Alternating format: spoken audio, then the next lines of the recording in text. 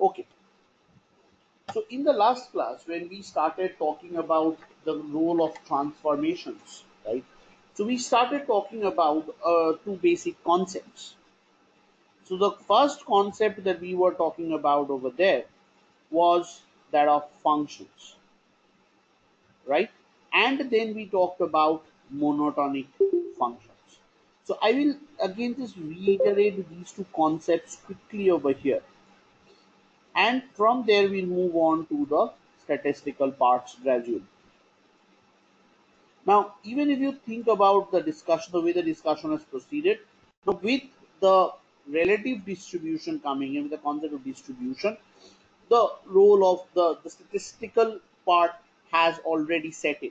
So we have talked about what is EAD, we talked about what is LGD, we have talked about how does the distribution of LGD look like, what are the different approaches, and from there now we are talking about the different concepts of as to the statistical and the mathematical concepts associated with LGD.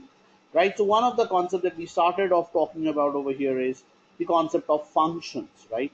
Now, mostly whenever we are trying to develop any models, right, the models talk about an element of causality. So they talk about a dependent. How is it that a dependent variable is explained by the of certain by certain independent variables, right? So the next question that comes out to us over here is that how is it that uh, so how is it that a dependent variable is impacted by other independent variables? So there is an element of causality, and while I talk about this element of causality, we have y equals to fx,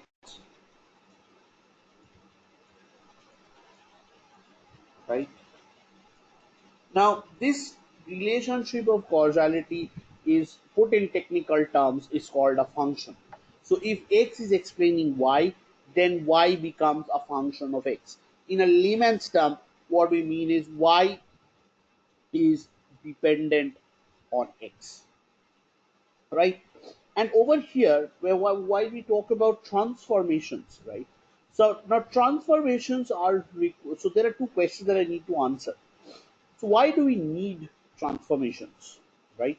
That's one. The second question that we need to answer over here is that what are the characteristics that we keep in mind while we are doing a transformation? So over here, one very important role. So before we move on to the other concepts, let's just talk about the concept of transformation. Let's reiterate the concept of transformations. Now, why transformation? Why is it that I'm transforming a series, right? Or why is it that I'm transforming a variable and its set of values? So this is where it is transformation. Now, when I talk about transformation, the first question that comes out to me is why?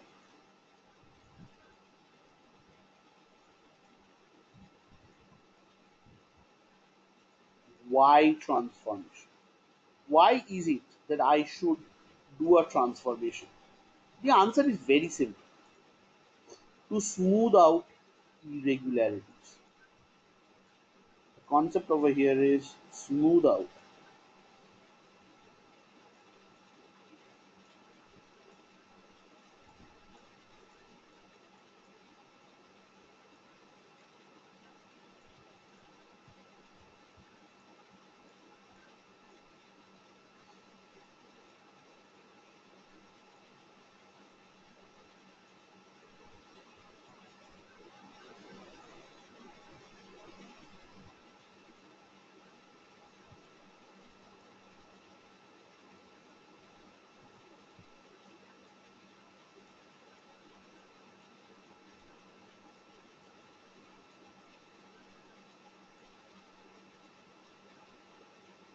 Right?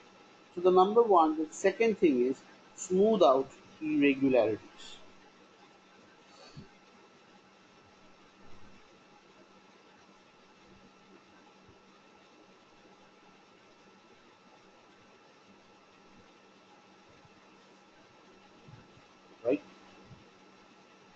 Now the question that comes out is that when you do a transformation, right, and you're trying to smooth out irregularities, what are the key things that you need to keep in mind? So one of the key things that you need to keep in mind while you are doing transformations is that the transformations should be ordinal in nature. It should not change the basic properties of the variable. So now when I try to say that it will not change the basic properties of the variable, what do I mean? Right? So over here I'm talking about transformation. Now, one basic criteria that a transformation must satisfy is that the transformation has to be an ordinal transformation. So, this transformation that we are doing has to be something which is ordinal in nature, right? Now, what do I mean by ordinal? What it means is that the properties of the variable should not change. So, the overall properties of the variable,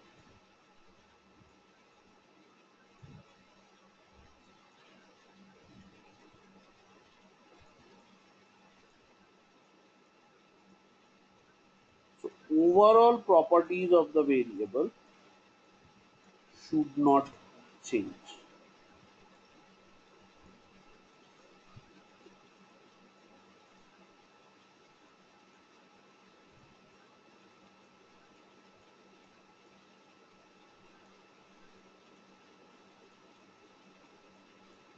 Change, right?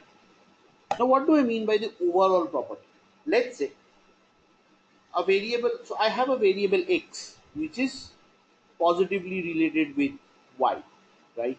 Let's say when I plot x and y, the thing goes something like this. So what you can see is that there are sharp edges. Now what I do is to smooth this out, I do some kind of a transformation on this just to smooth out these edges and make this a smoother curve, right? So I do a transformation, but when I do this transformation, this positive relationship between x and y should not be damaged, right? So that is called an ordinal transformation.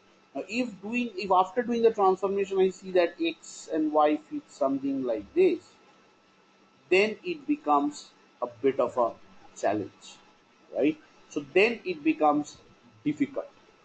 So so the question that comes out over here is the question that comes out over here is the following, that how is it that we should be doing this particular thing?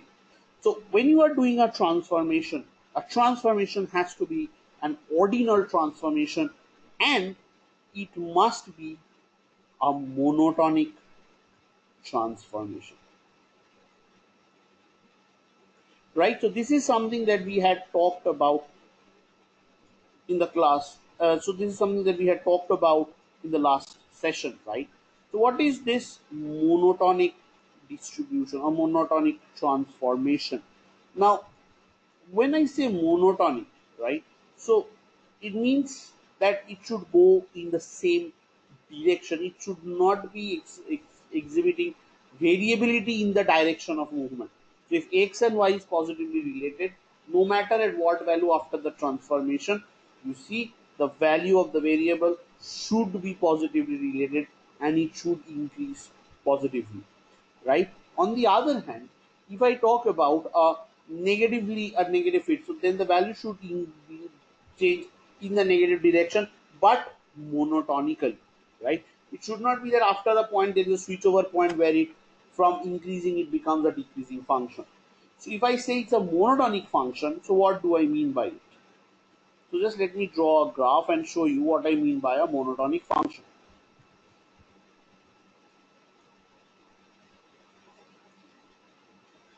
So this is 0, this is y, this is x, right? And what you have is a function. So what is that function? That function is this function. So what happens at any point of value you take, you see that as x increases, y increases. So this is a monotonic function. Now let's say I have a function like this. So over here you have a switchover point where the function switches over from positive relation to negative and then again to positive. So this is a non-monotonic movement.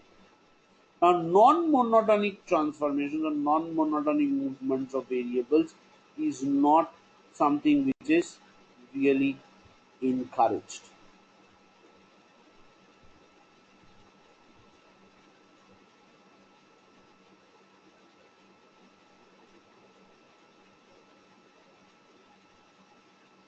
It is non-monotonic, right?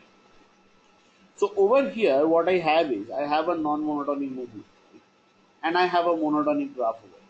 The question that comes out over here is that how should we or how is it that we would go forward doing this, right? So when we are doing any transformation, now we are doing a now the next question that we ask ourselves is why are we doing a transformation on the LGD model or the LGD or the distribution over here? Because this distribution is very irregular, right? So it's a bimodal distribution and it's concentrated somewhere. Now the question that next that we ask is, so that's why we are doing a transformation. So what should be the type of transformation? It should be a monotonic ordinal transformation. And what is that specific transformation that we are doing? We are doing a power transformation, which is known as the Box-Cox transformation, right? So the next question that we try to address over here is that what is the Box-Cox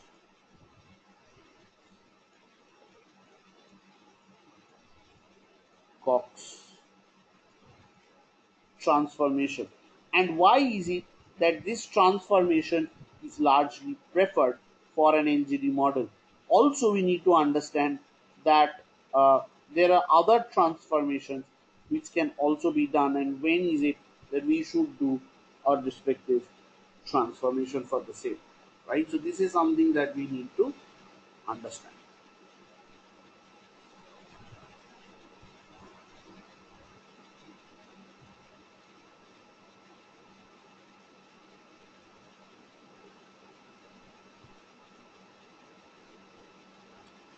So I'll just go to Google and I'll just put in this Box-Cox transformation. I need to look into its mathematical form before I discuss this.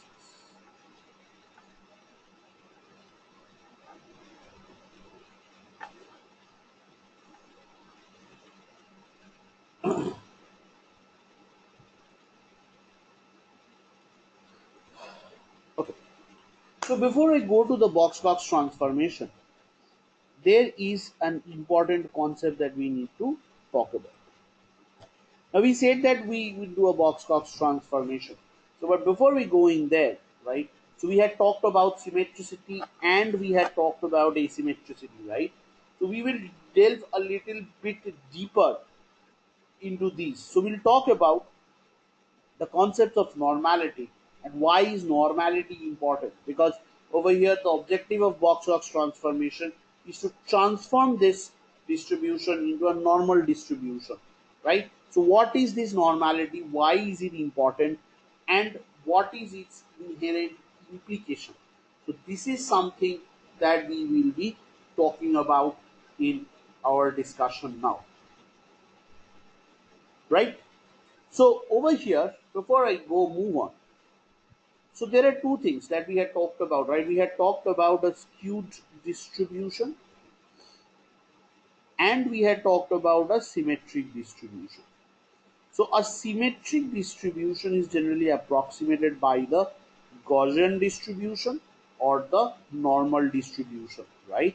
So our basic objective over here is that we use normal distribution to study the symmetric distribution. So skewed distribution versus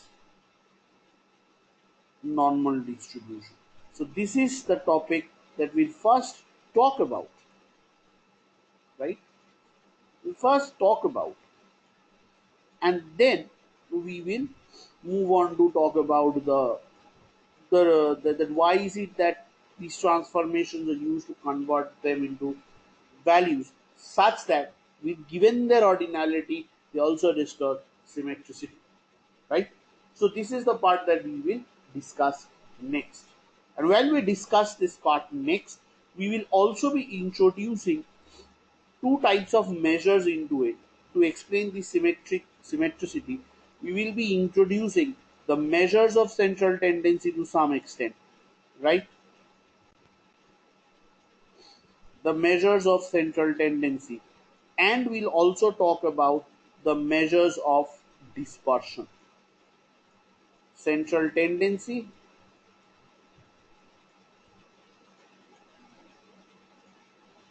and we'll talk about the measures of dispersion.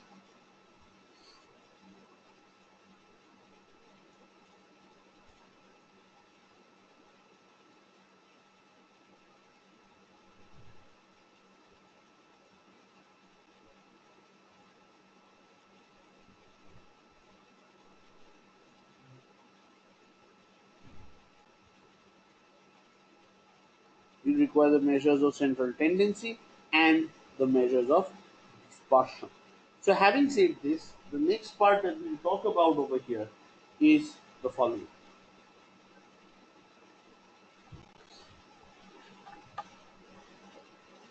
Okay,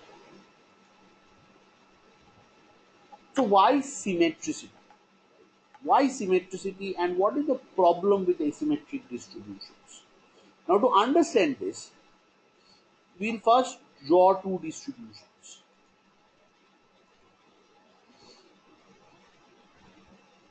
I know this is kind of a basic discussion, but understanding this part is the key to understanding your modeling methods. Because if you can answer this question, right, that why do we need normality? So basically, then you immediately know that if some model of yours is not working, why is it not working? So the entire key to answer anything and everything under the sun is this particular case study. Is this particular question that I am trying to address right now. So basically, I have,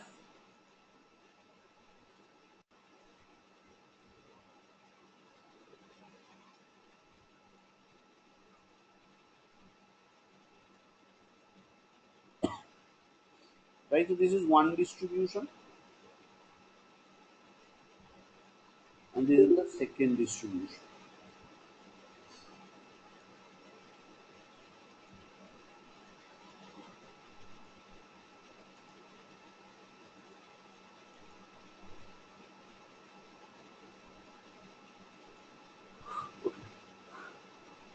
This is 0, this is x, so this is 0, this is x, and on both the sides what we have is fx.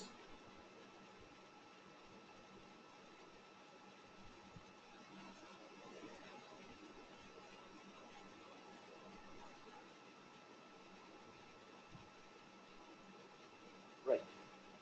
So now let's have a look into the two distributions that I'll draw over here.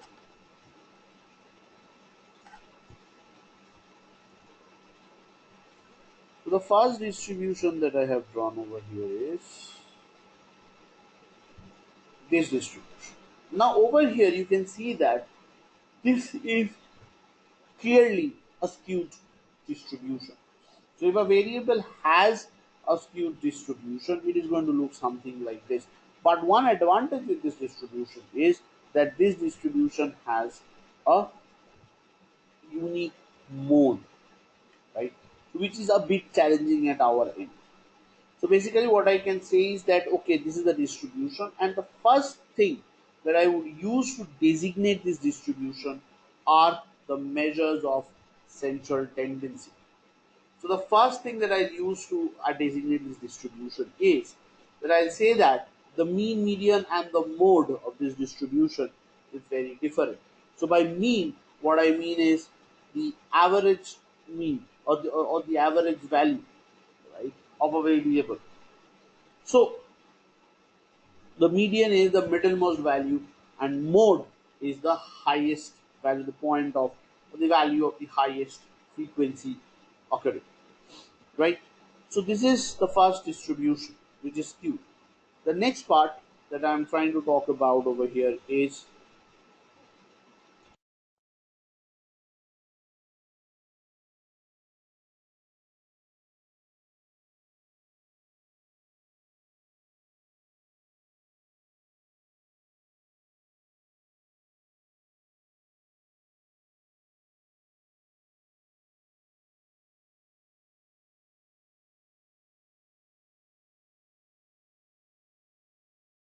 okay. So the next distribution that I'll draw over here is this distribution.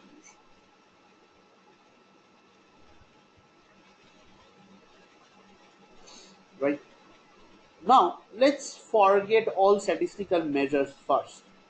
Let's try to understand the difference between these two distributions. What is the challenge that first, if I develop a model using a first distribution, or where the variable, where the dependent variable follows this distribution, the skewed distribution, what is the advantage if I I develop a model using variables which follows a symmetric distribution? What are the challenges? So that is the first thing that we need to understand, and that is where we can justify the need for transformations, right? So over here, okay, before I just move on to that, I'll take up, if there are any questions, you can just put it in the chat box, and I'll just be back in a minute, and we'll take up the discussion.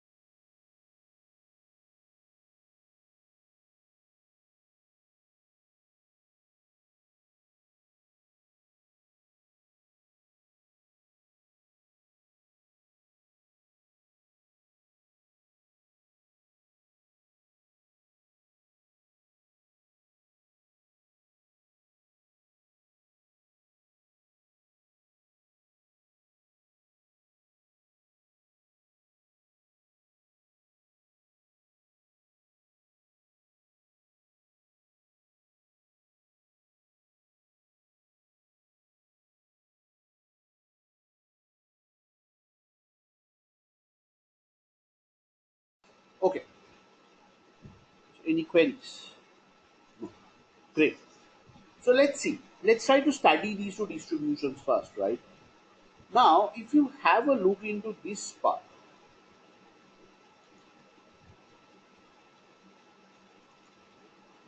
into this distribution, right? So you will see that there are kind of two subsets within this entire variable. So one is a part in this data where there is a thick concentration.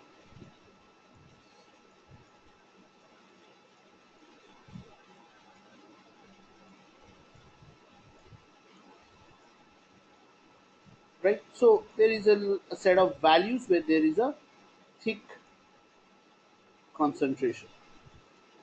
And over here, there are a set of values which have tail end existence.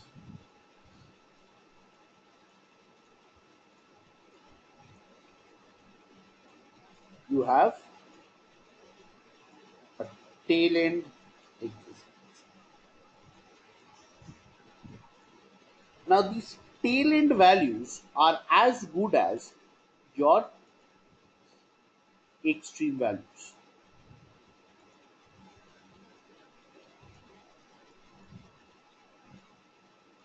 Extreme values.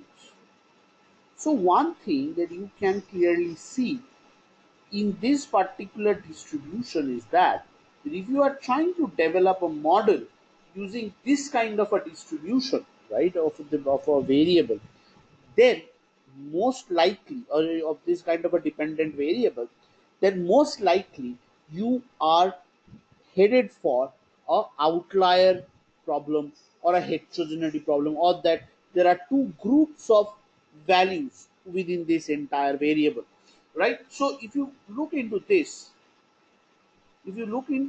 two variables over here,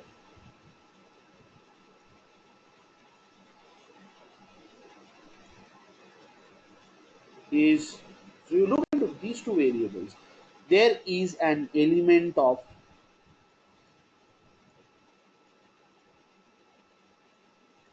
heterogeneity.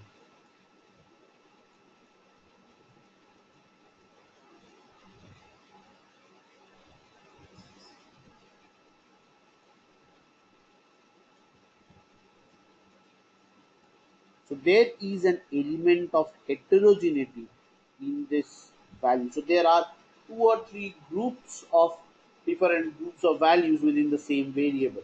Therefore, building up one single model may not predict all the different kind of variables, right? So this is the reason why asymmetricity in a distribution arises, and hence this is precisely the reason also as to why asymmetric distributions are not very preferred by the modelers, because then one single model may not be able to predict this overall distribution of the variable, right?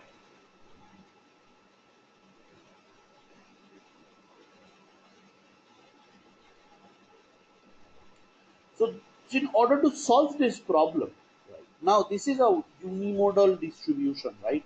That is, there is only one mode of this value, right? This distribution is a unimodal distribution. Now, if you require to solve this problem for a unimodal distribution, then obviously for a bimodal distribution, this problem will be even greater. And the question that comes out is, how would a bimodal distribution look like? So let's just try to plot a bimodal distribution over here.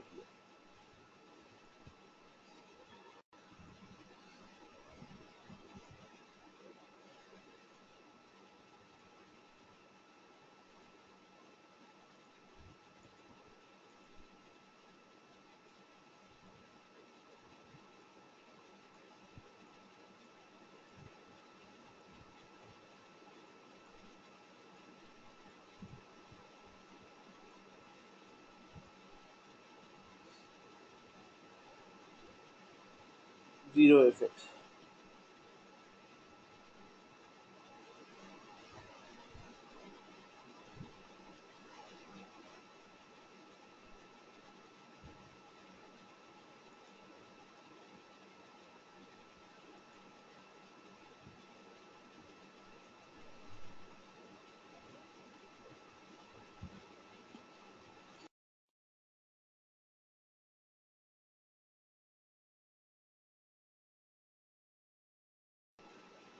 Okay, so over here what we have is, let's say I have a distribution like this.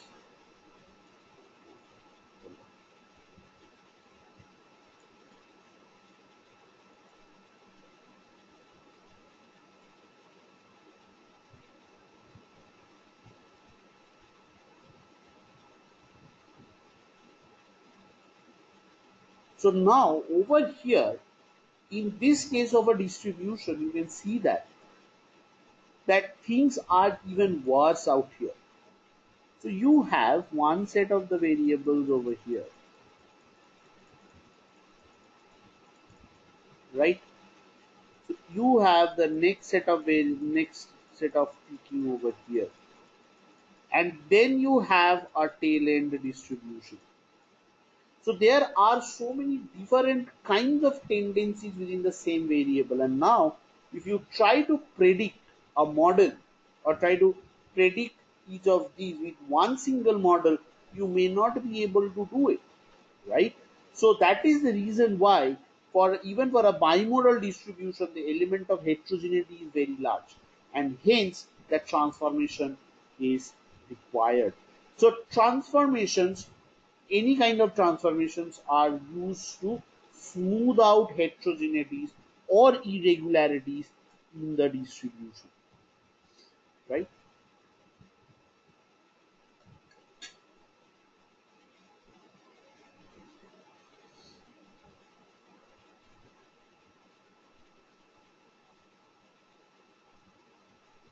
So is this part clear,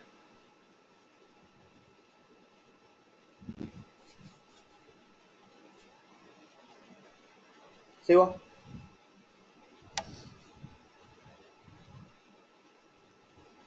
Okay. Now let's say,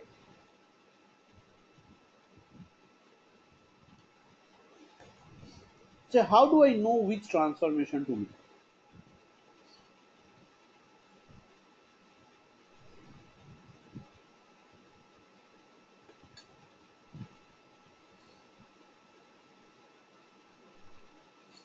So I'm just using an arbitrary example.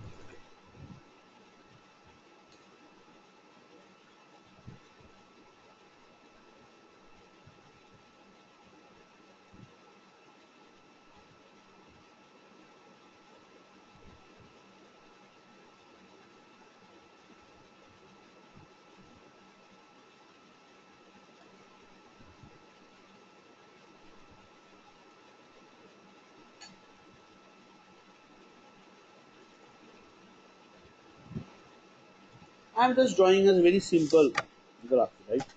So this is x, this is y, right? Now, one,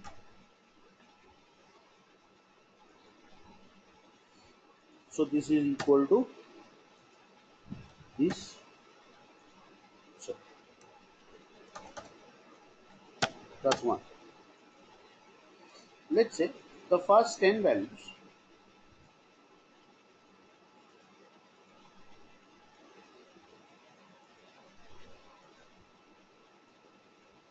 the first 10 values is driven by the thing equal to this to the power of 2,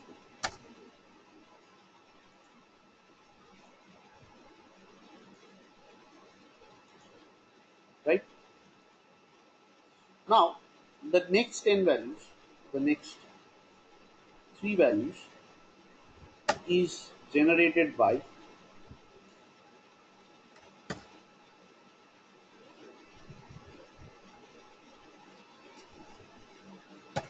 power of 3,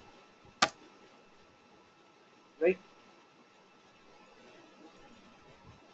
Now what if, so how do I, so this is what the relationship that I can see over here, right?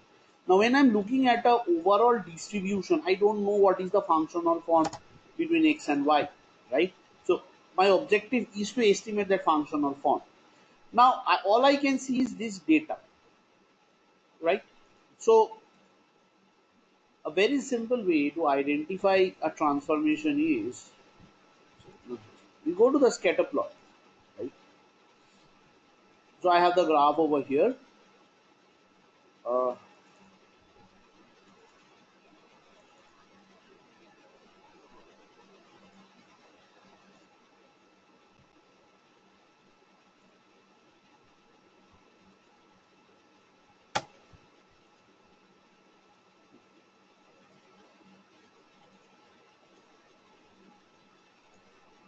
the first thing is I'll select the data, add.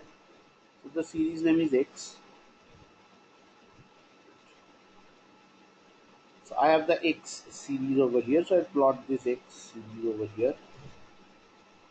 I have the Y series over here. I plot the Y series over here.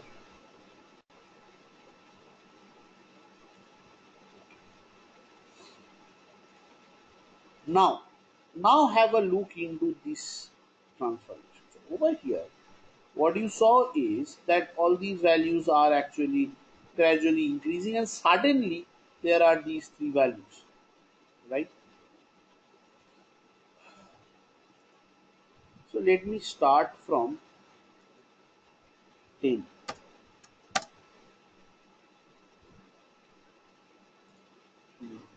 Fine. Now I need to fit a transformation. Now if you have a look into this, I have not run any distribution. I have just done a scatter plot. So I just taken the point x and y and I plotted them.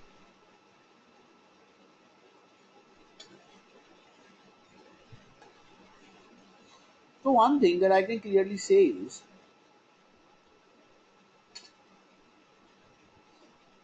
that one single value or one single equation cannot predict this, right? So there is an element of heterogeneity.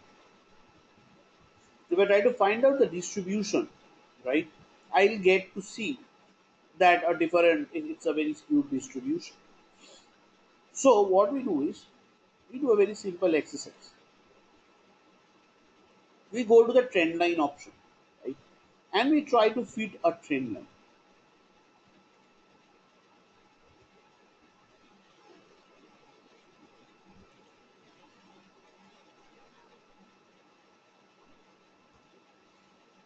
So the first trend that I felt is a linear trend line, right?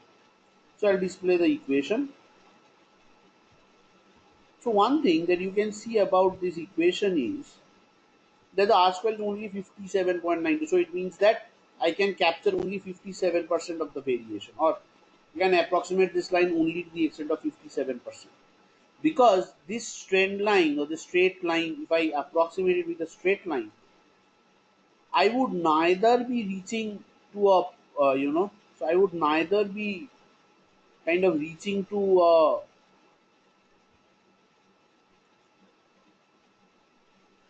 point, or neither will I be, so neither can I approximate these set of points, nor can I approximate these set of points, right?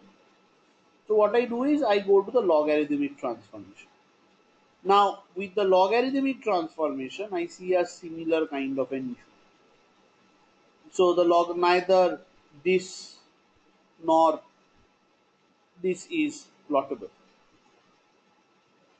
Now what I do is I try a third type of a trend line or a transformation. So that transformation over here is a polynomial transformation.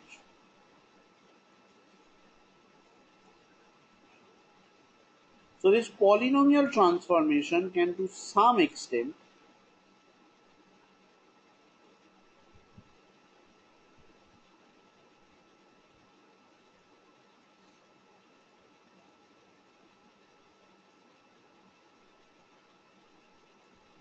okay, so this polynomial transform to some extent can predict these 3 points but not these 3 points, but not these points, right?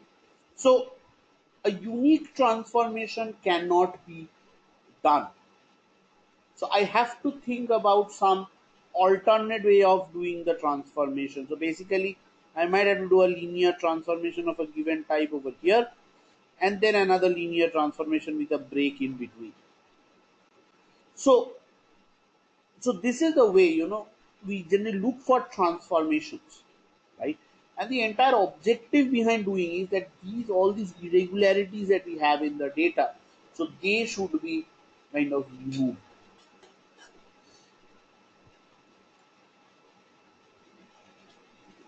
right? But such steep breaks are not visible in credit risk data, right? Because I totally changed the rules over here.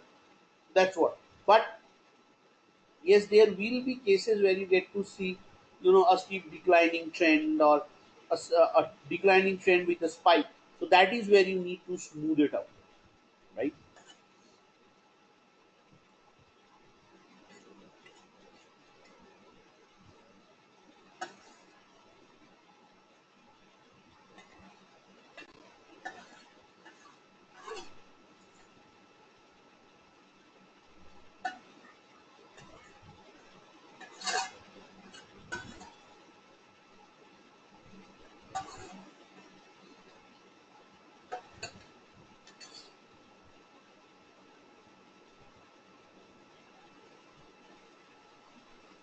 Right. So the entire idea behind doing a transformation is to ensure that these strict or these steep changes or these steep inequalities do not remain, right? And the entire idea over here is to make it into a symmetric distribution. Now let's have a look into a symmetric distribution. The first question that comes out is, what is so tempting about a symmetric distribution? The most tempting part of a symmetric distribution is this, that if you divide the distribution from the middle part, or if you split it, this side, the left hand side, the right hand side of the distribution, and the left hand side of the distribution is absolutely symmetric.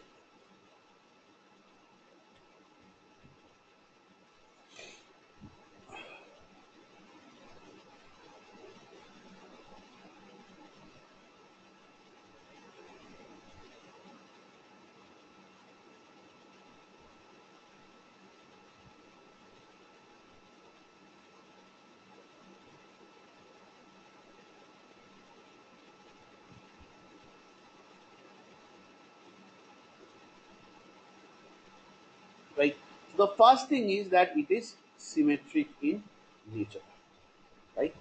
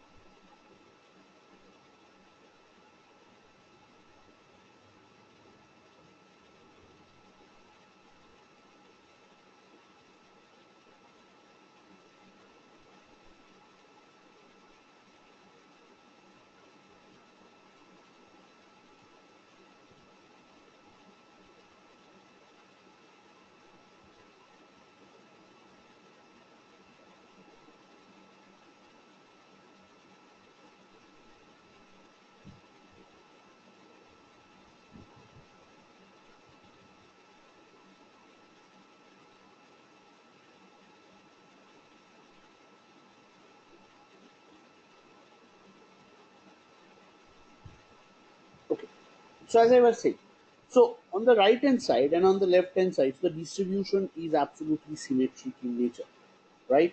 Now, given that it is absolutely a picture perfect image on both the sides, the what is the most obvious conclusions that we come across? So the easiest conclusion that you can draw from here is that this is a homogeneous distribution.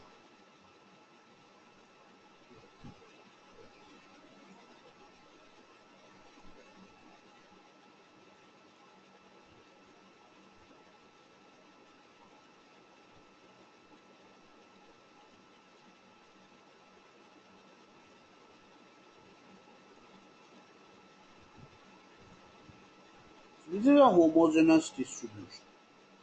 And given that it's a homogeneous distribution, the first thing that is ruled out over here is that there are no outliers. So the first characteristic of a normal distribution is that there are no outliers.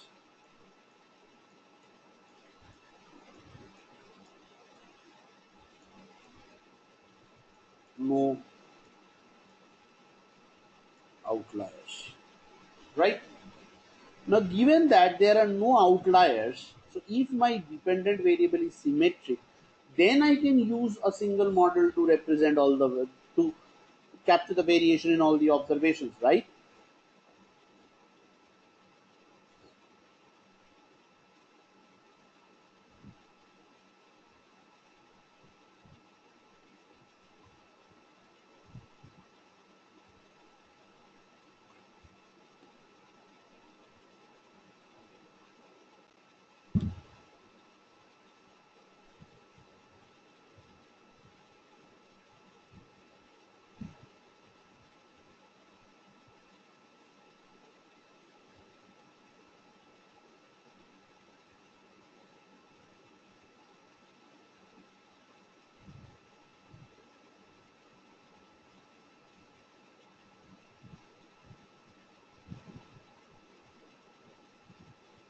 Okay. So now the question that comes out over here is that what are the distributions over here? So how is it that I would capture the distribution?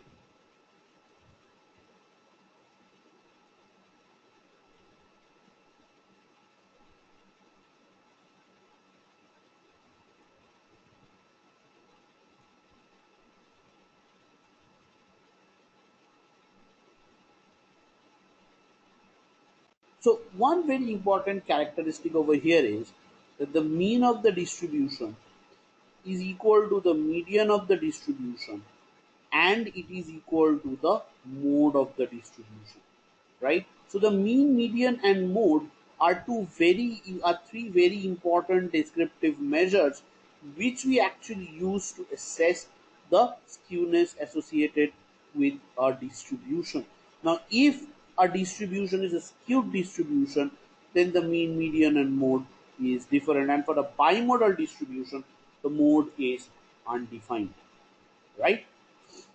Or say multimodal distribution, the mode is absolutely undefined.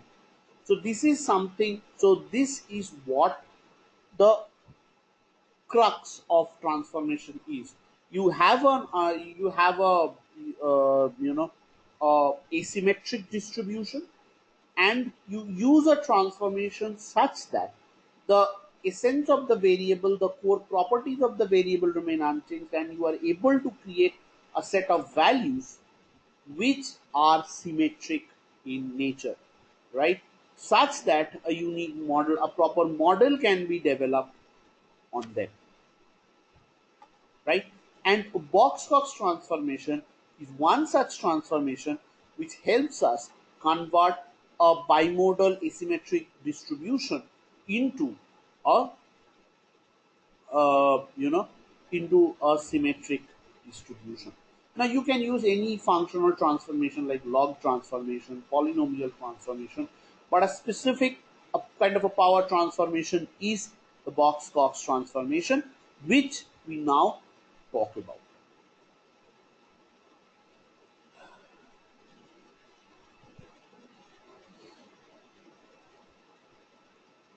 Okay, when I talk about this Box-Cox transformation, this is the name is because behind or is given behind two different people who had published this paper on this specific kind of a transformation, right?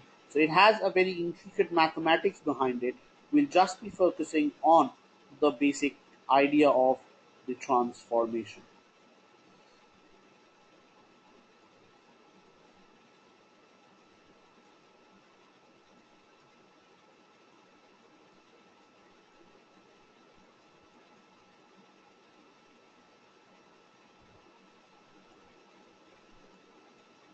Okay.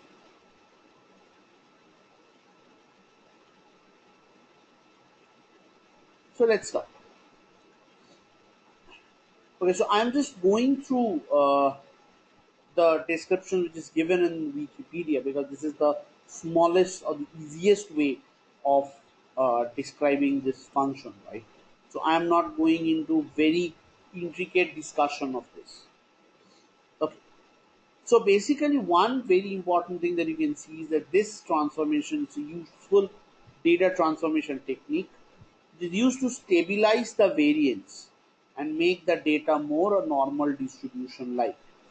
Improve the validity of measures associated, right, such as the correlation coefficient between the variables and other data stabilization process. So basically, one very important observation, if you see from this line that I read through, right, it is a technique to stabilize the variance. Now let's have a look into the variance that this distribution has. So if you look into the overall variation, now how do we define the variance associated with a distribution, right? So let's just define the variance of a distribution first. So if I have a variable x, the variance of x, so this is a simple measure of dispersion. So it is nothing but the average of the sum squared deviation, the sum square deviation about the mean. So in statistics or in the modeling domain, whenever we talk about variations, we refer to the variation of the variable from its mean value, the sum squared deviation of the variable from its mean value. So this is what the variance is. So the variance is the average of the sum squared deviation. So it gives you an idea about the average extent of variation.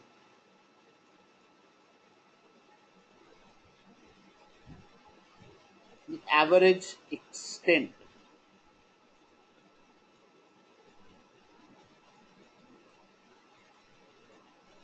of variation from mean.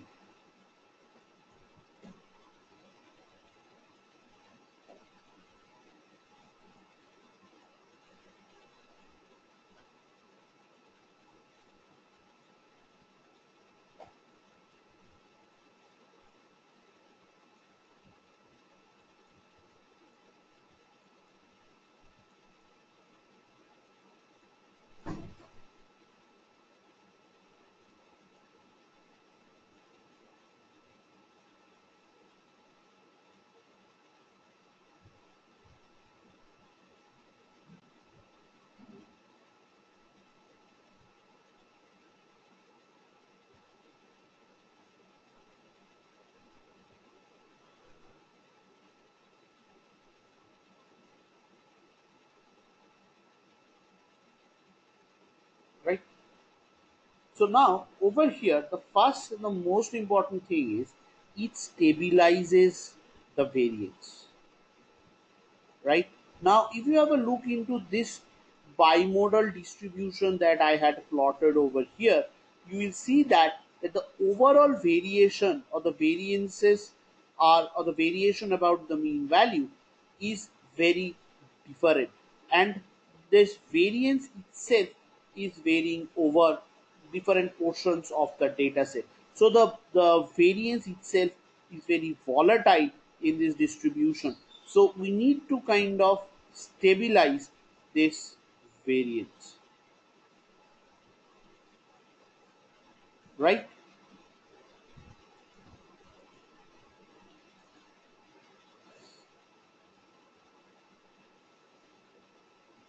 Let's say this part, right? So if you have a look into this part, let's say I'm just considering this sub sample of the data. Now, if I look into the overall variation over here, right? If I look into this overall variation over here, you will see that I have a relatively lower variance. But if I expand this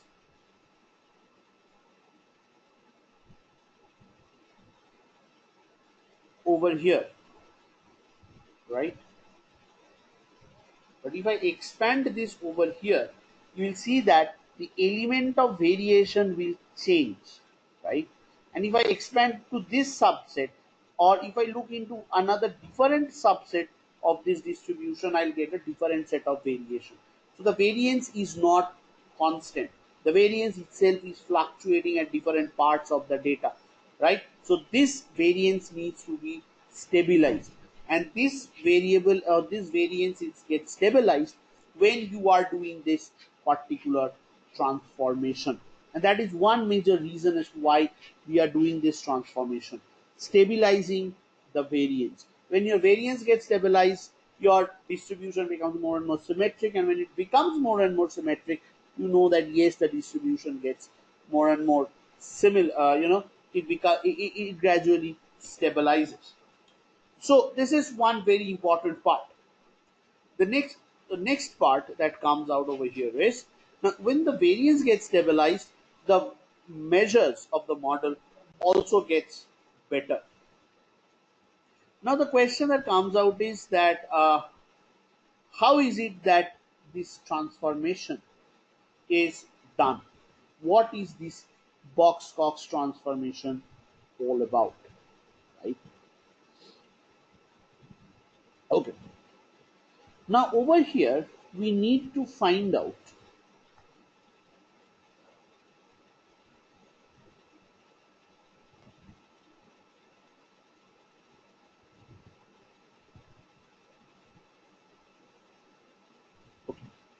So I'm not going into the very detailed description of this conversion and everything. So what I'm trying to do over here is I'm just trying to talk about this.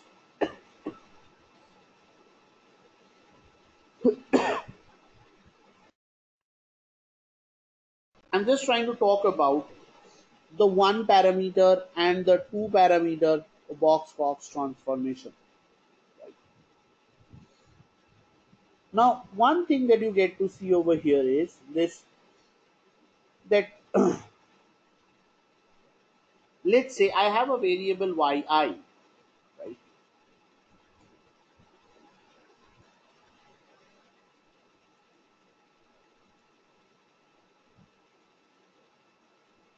So let's say I have a variable yi over here. Now there are two value possibilities when I do this transformation. So this transformation is basically a step transformation. It says that it is yi to the power of lambda minus 1 by lambda. So you write it as yi to the power of lambda minus 1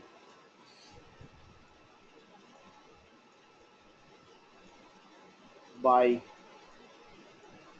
lambda. And if lambda is not equal to 0.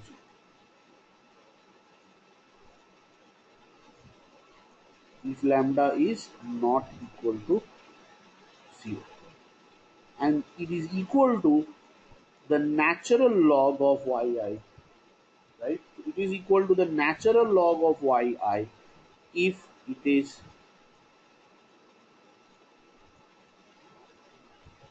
equal to 0,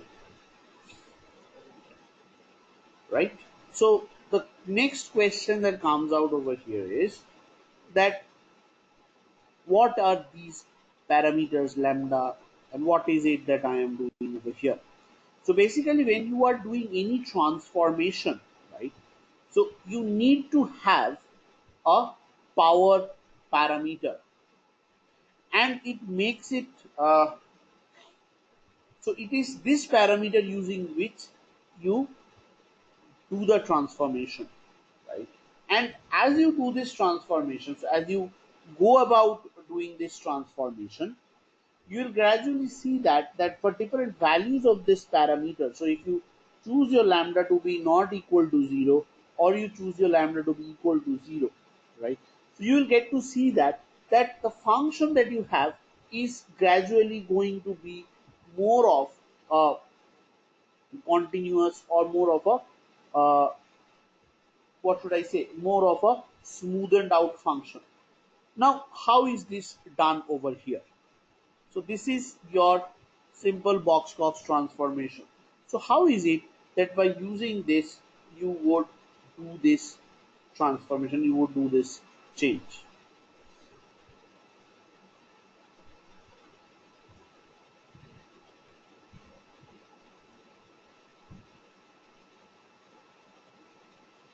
Or how is it that this thing actually helps you make it make the things much more smoother,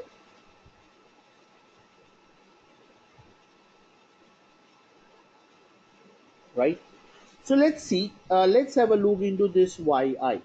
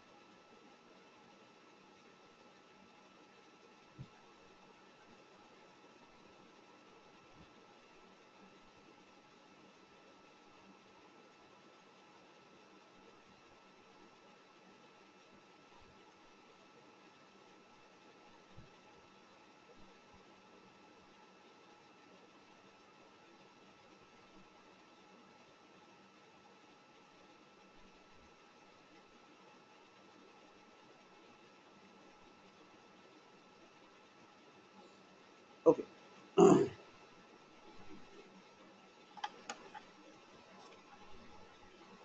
so over here what we get to see is this yi to the power of lambda minus 1 by lambda, right?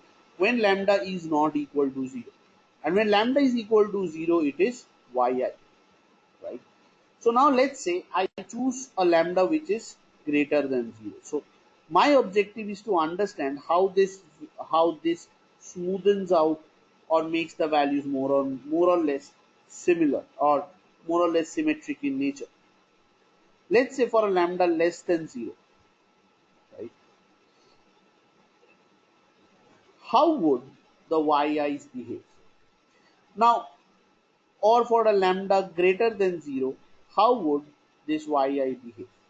Now, before you understand this, you need to also understand the fact that there is, or you are doing this for an asymmetric distribution.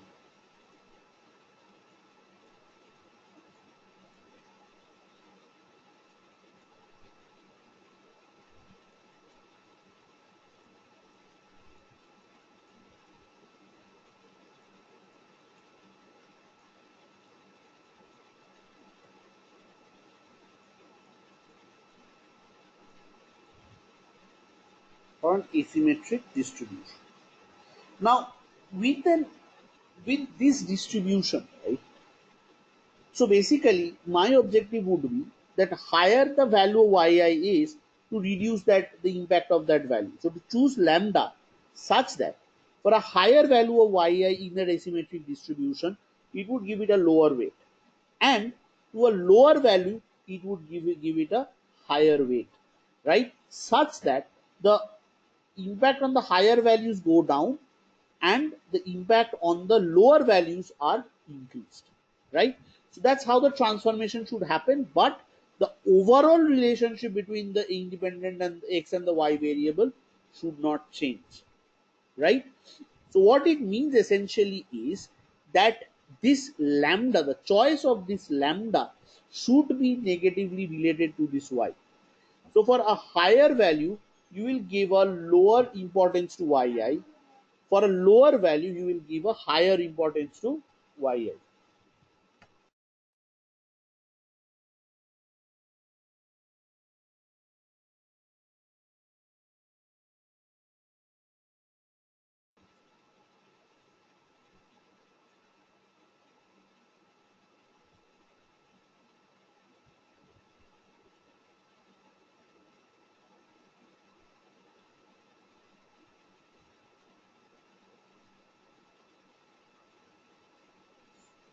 Right?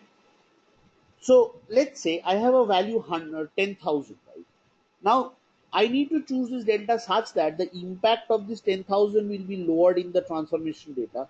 And if I have a value like say 1 or 2, it will be higher in the data, right? Or let's say I have smaller fractional values where the concentration is, the impact will be higher, right?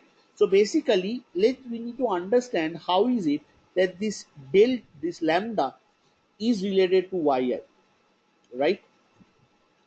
So that is something that we need to look into.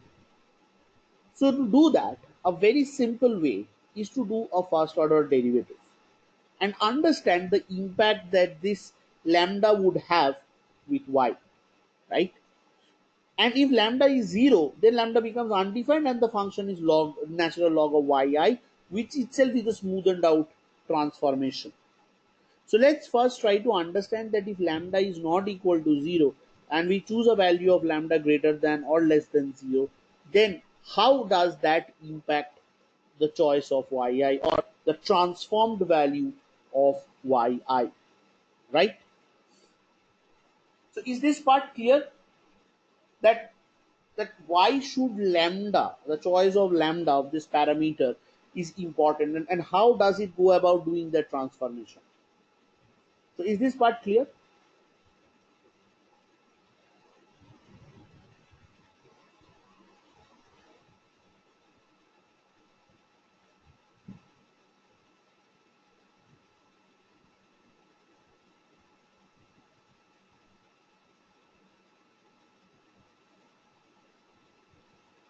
Perfect. So let's do a simple derivative over here.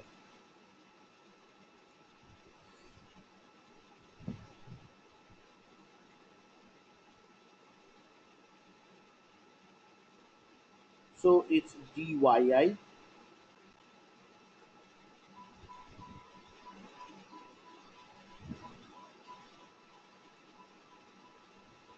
d lambda.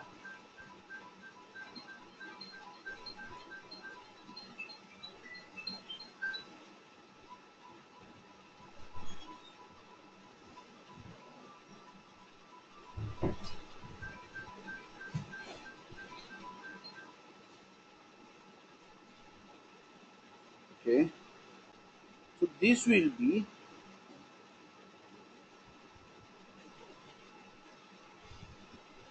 log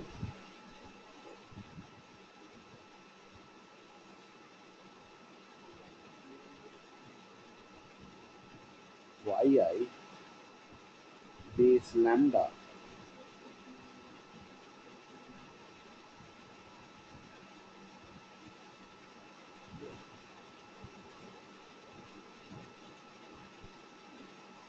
by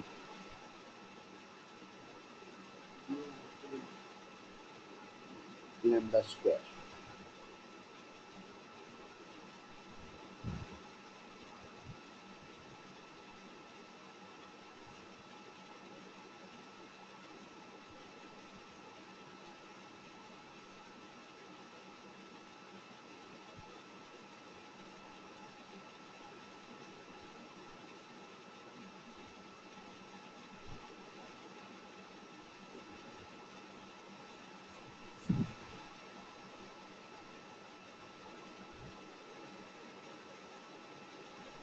Okay, so this is,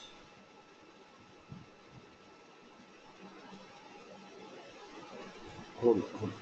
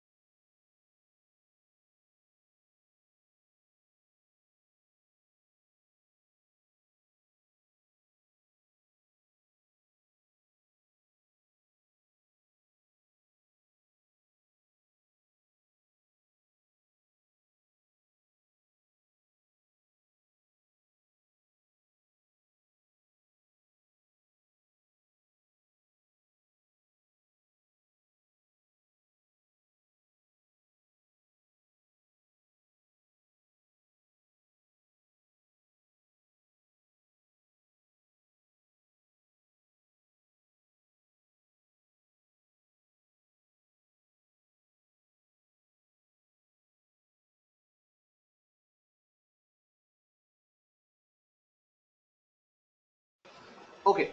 Hey, hi guys. Okay, so as I was saying, so the entire idea behind the Box-Cox transformation is that let's say you have a very skewed distribution. Now, to all the high-end values, it will assign lower weights. So it will reduce the impact of all the high-end values.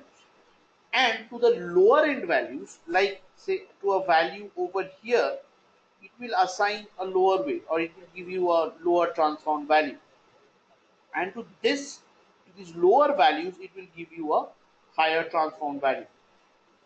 And if that parameter lambda is equal to 0, then the function is equal to yi. So one question that remains over here is that you need to understand how do we choose this lambda value, right? Now I'm not going into the details of choosing this lambda value, because when we do Box-Cox transformation in SAS, so you have the Box-Cox transformation function in SAS to which you can do the transformation, right? So I'm not going into the detailed intricate mathematics. I just want you to understand the intuition behind this, right? Now let's say this particular value. Now over here, one thing you can see is it is y to the power of something, right? So it's an exponential function. Now because it's an exponential function, right? Because it's an exponential function, we call this a power transformation.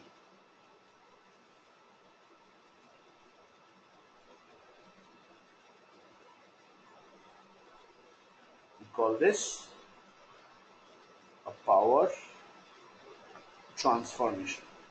Now, once you have done this power transformation, so how does this power transformation work? Once again, to all the lower values, it will assign a higher importance, and to the higher values, it will assign a lower importance, right? So, for a given value of y, it reduces that value of y, and for a small value, it blows up that value, right? And that is the way, this the asymmetry in the distribution is gradually reduced, but the overall relationship, the overall properties of the function remains unchanged, right? Now, once you have done this, that is where your dependent variable now becomes more or less symmetric, because this part moves to this side and this tail moves to this side, right? So from this, so when this thing happens, so that is where you finally reach the, so this is where the symmetricity is ensured.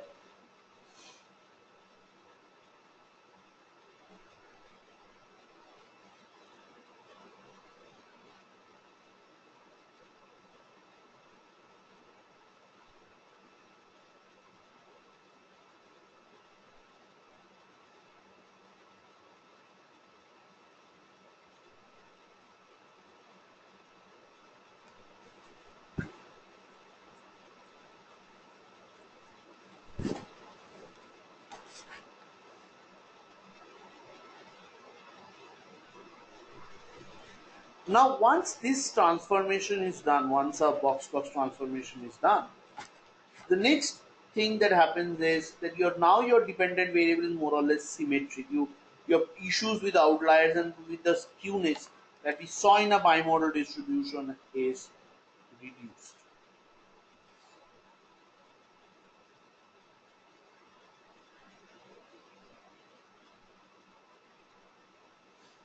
Now let's have a look over here.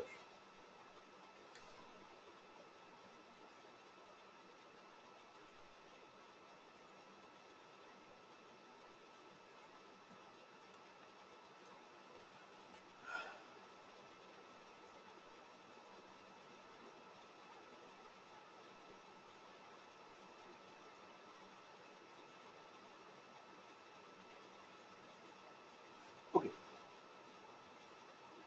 so now after you have done this transformation, now comes the modeling part, right? So now we need to understand how is it that we can model.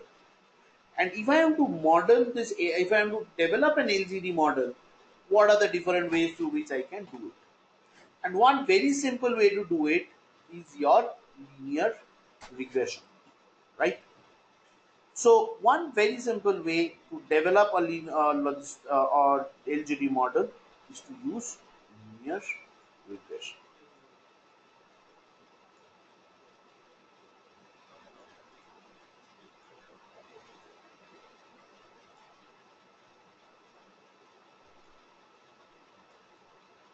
Linear regression.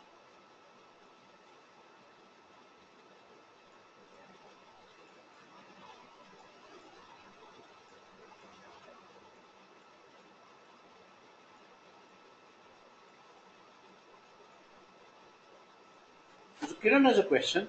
The value of lambda we take it as 0. No, Kiran. We may take it as, so the value of lambda can be less than 0, greater than 0, or 0. So in any of the cases, so if lambda is 0, right, then the transformation is nothing but a log transformation, right?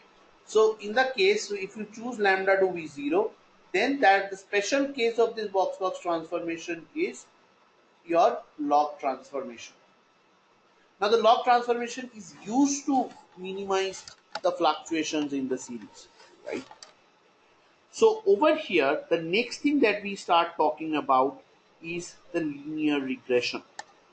Now what we need to understand in this case is that why would we consider this model to be, or why do we think that the LGD model should start or should be modeled using linear regression? How can we define, so how do we know that it is possible? Now to understand this, we need to understand two things: that when is it that we can use a linear regression to develop a model. Now one major reason is that you can use a linear regression model if the dependent variable is continuous in nature. If the dependent variable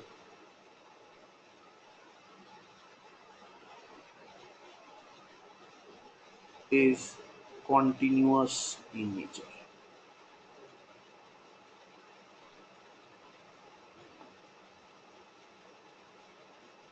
Now the next, so the follow up to this question comes out is that,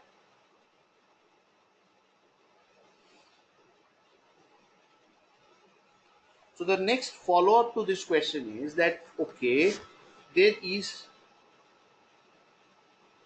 so the follow up to this question is that, okay, fine, the dependent variable is continuous in nature. So what should be the ideal dependent variable that we should use for linear regression? And secondly, we need to understand what exactly is this regression framework, right? So these are the next two questions that we address. One, what is a regression framework, right? Why do we use it to use it for predictive model development? And the next is the dependent variable is continuous in nature, right?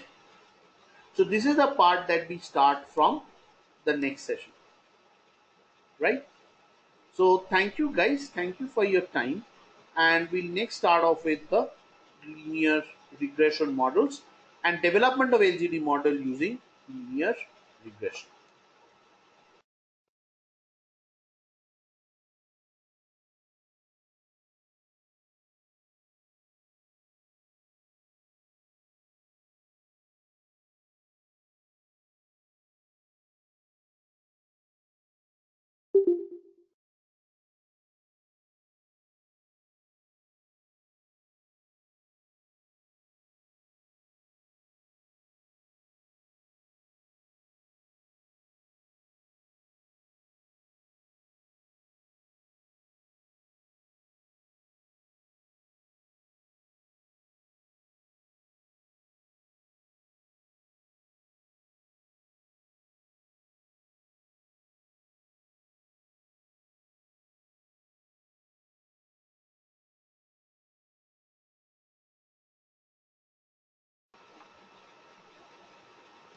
Okay, so thank you guys, thank you for your time. Next session we'll talk about linear regression, right? And we'll talk about the dependent, what should be the ideal dependent variable for LGD when we can use linear regression to develop models, and what exactly is a regression framework, how does it work. So that's the next part of our discussion. So once we complete one model, right, then we'll use the data, we'll do these transformations, we'll map back each of these that we have discussed over here to the data set, right?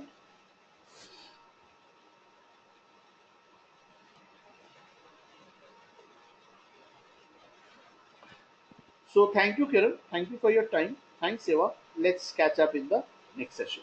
Bye bye.